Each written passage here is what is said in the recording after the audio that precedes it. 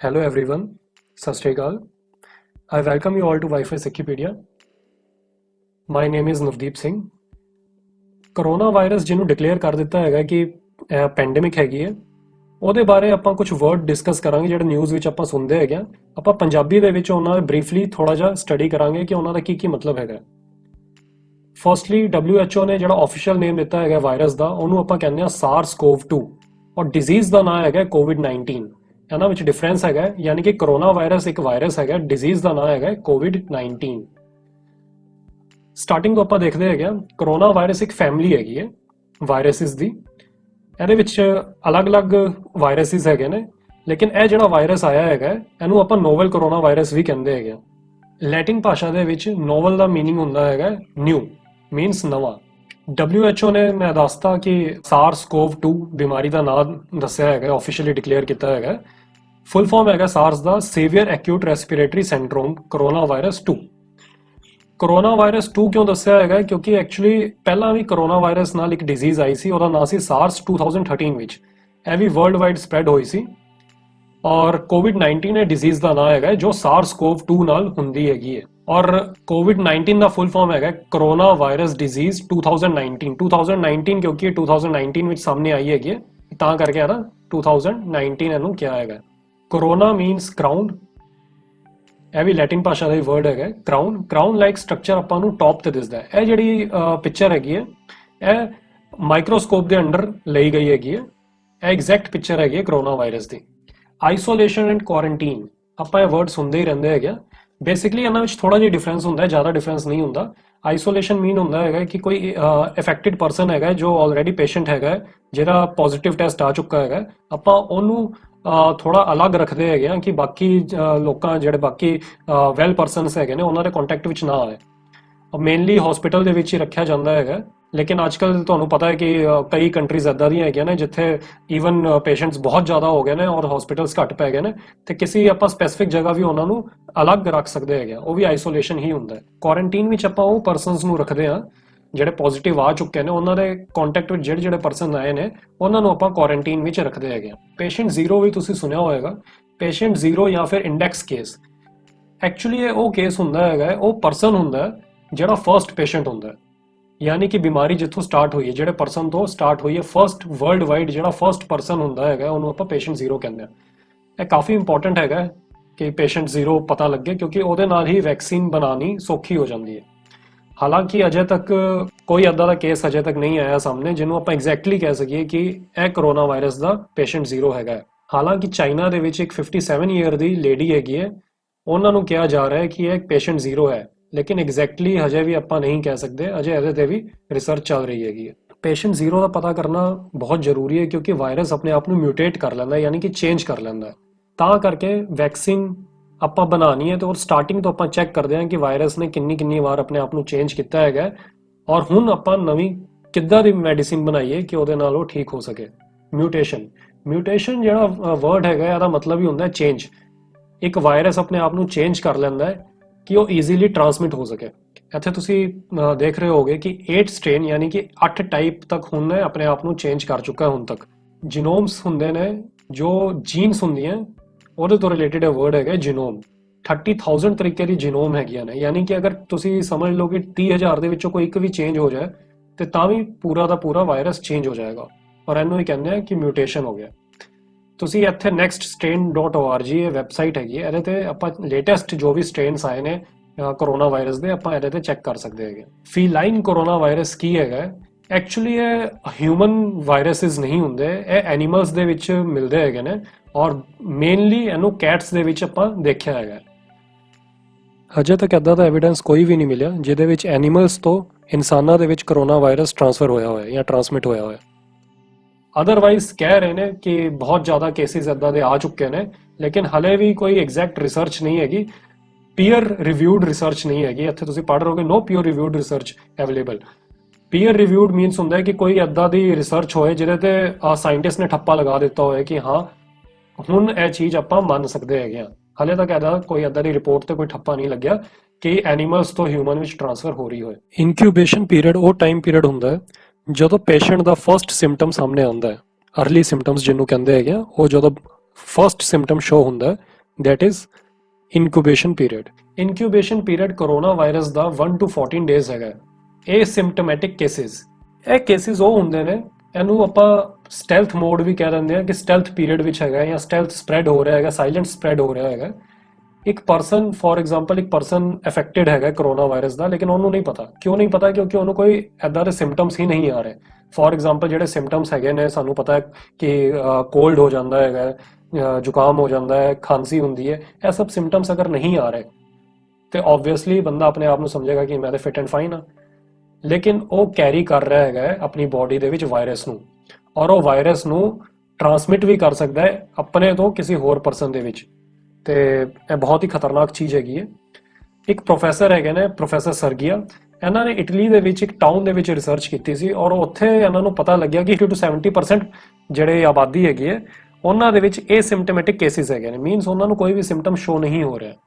Even USA ਨੇ ਵੀ ਹੁਣੇ recently ਤੁਸੀਂ ਸੁਣਿਆ ਹੋਏਗਾ ਕਿ ਯੂਐਸਏ ਦੇ ਵਿੱਚ ਇੱਕ ਨਾਦੀਆ ਨਾਂ ਦੀ ਟਾਈਗਰਸ ਹੈ, ਉਹਦੇ ਵਿੱਚ ਵੀ ਵਾਇਰਸ ਆ ਗਿਆ ਹੈਗਾ, ਔਰ ਉਹ ਵਾਇਰਸ ਉਹਦੇ ਕੇਅਰ ਟੇਕਰ ਦੇ ਥਰੂ ਆਇਆ, ਔਰ ਕੇਅਰ ਟੇਕਰ ਦੇ ਵਿੱਚ ਕੋਈ ਵੀ ਸਿੰਪਟਮ ਨਹੀਂ ਹੈਗਾ ਸੀ, ਯਾਨੀ ਕਿ ਇਹ ਸਿੰਪਟੋਮੈਟਿਕ ਕੇਸ ਸੀ। ਚਾਈਨਾ ਨੇ ਹੁਣ ਕਿਹਾ ਹੈਗਾ ਕਿ ਹੁਣ ਇਹ ਸਿੰਪਟੋਮੈਟਿਕ ਕੇਸਿਸ ਵੀ ਟੈਸਟ ਕਰਨਗੇ।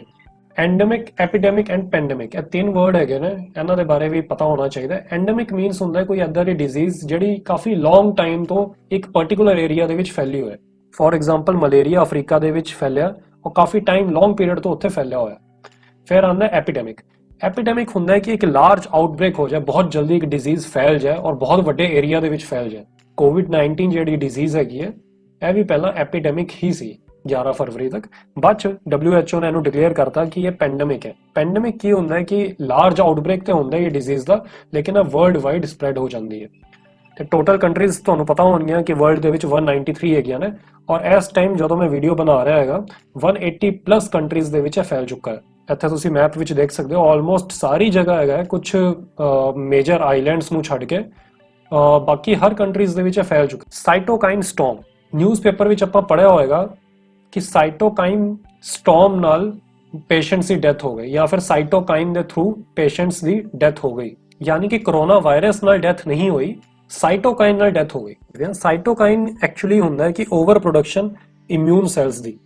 ਸਾਨੂੰ ਸਾਰਿਆਂ ਨੂੰ ਪਤਾ ਹੈ ਕਿ ਇਮਿਊਨ ਸਿਸਟਮ, ਅੱਜ ਕੱਲ੍ਹ ਆਪਾਂ ਨਿਊਜ਼ ਵਗੈਰਾ ਵੀ ਸੁਣ ਰਹੇ ਕਿ ਆਪਣਾ ਇਮਿਊਨ ਸਿਸਟਮ ਹੋਰ ਵਧੀਆ ਕਰੋ, ਅੱਛੀਆਂ ਚੀਜ਼ਾਂ ਖਾਓ, ਵੈਜੀਟੇਬਲਸ, ਫਰੂਟਸ, ਤਾਂ ਕਿ ਇਮਿਊਨ ਸਿਸਟਮ ਸਟਰੋਂਗ ਹੋਏ, ਔਰ ਬਹੁਤ ਲਾਰਜ ਅਮਾਉਂਟ ਵਿੱਚ ਪ੍ਰੋਡਿਊਸ ਕਰ ਦਿੰਦਾ ਹੈਗੇ ਇਮਿਊਨ ਸੈਲਸ, ਔਰ ਜਿਹਦੇ ਨਾਲ ਕਾਫੀ ਹਾਰਮਫੁਲ ਇਫੈਕਟ ਕ੍ਰੀਏਟ ਹੁੰਦਾ ਸਾਡੀ ਬਾਡੀ ਦੇ ਵਿੱਚ, ਤੇ ਉਹਦੇ ਨਾਲ ਵੀ ਡੈਥ ਹੋਣ ਦੇ ਚਾਂਸਸ ਵੱਧ ਜਾਂਦੇ ਨੇ। ਉਹਨੂੰ ਹੀ ਆਪਾਂ ਕਹਿੰਦੇ ਆ ਸਾਈਟੋਕਾਈਨ ਸਟਾਰਮ।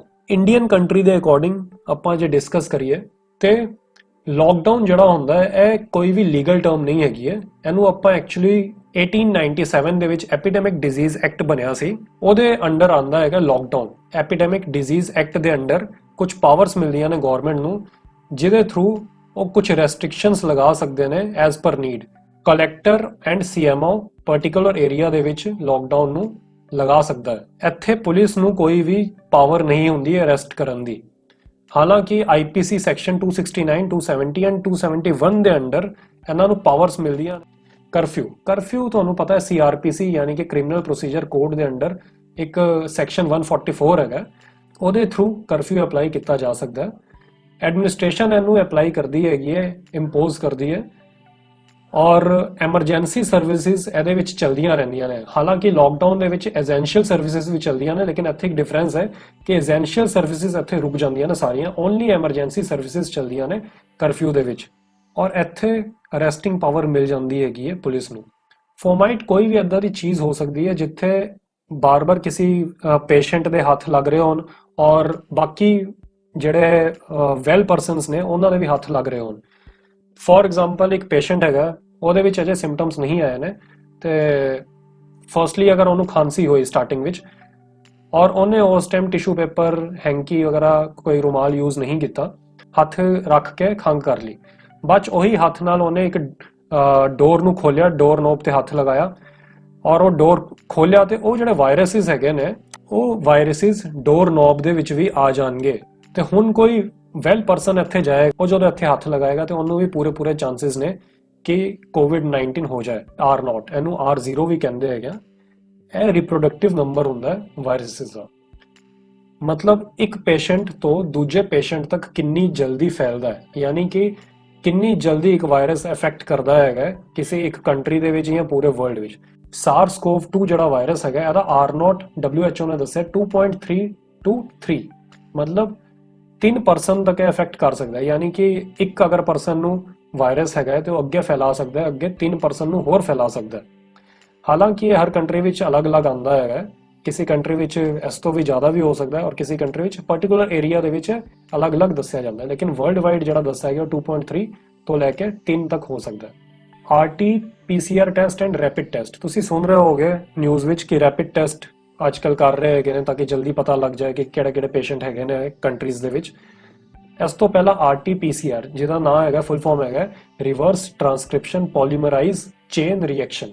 ਟਾਈਮ ਕਿੰਨਾ ਲੱਗਦਾ ਹੈ? 24 to 48 ਆਵਰਸ ਲੱਗ ਜਾਂਦੇ ਨੇ ਰਿਪੋਰਟ ਆਂਦੇ ਬਟ ਇਹ 100% ਕਨਫਰਮ ਟੈਸਟ ਦੱਸਦਾ ਕਿਉਂਕਿ ਇਹ ਡਿਟੈਕਟ ਕਰਦਾ ਹੈ ਡਾਇਰੈਕਟਲੀ ਵਾਇਰਸ। ਔਰ ਰੈਪਿਡ ਟੈਸਟ ਵਿੱਚ ਆਪਾਂ ਵਾਇਰਸ ਟੈਸਟ ਨਹੀਂ ਕਰ ਸਕਦੇ। ਇਹਦੇ ਵਿੱਚ ਕਿਵੇਂ ਪਤਾ ਲੱਗਦਾ ਹੈ? ਆਪਾਂ ਪਾਰਟਿਕੂਲਰ ਬੰਦੇ ਦਾ ਬਲੱਡ ਸੈਂਪਲ ਲੈਂਦੇ ਹੈਗੇ ਆ, ਬਲੱਡ ਸੈਂਪਲ ਵਿੱਚ ਆਪਾਂ ਚੈੱਕ ਕਰਦੇ ਹੈਗੇ ਆ ਕਿ ਐਂਟੀਬਾਡੀਜ਼ ਯਾਨੀ ਕਿ ਐਂਟੀਜੈਨਸ ਕਿੰਨੇ ਹੈਗੇ ਨੇ।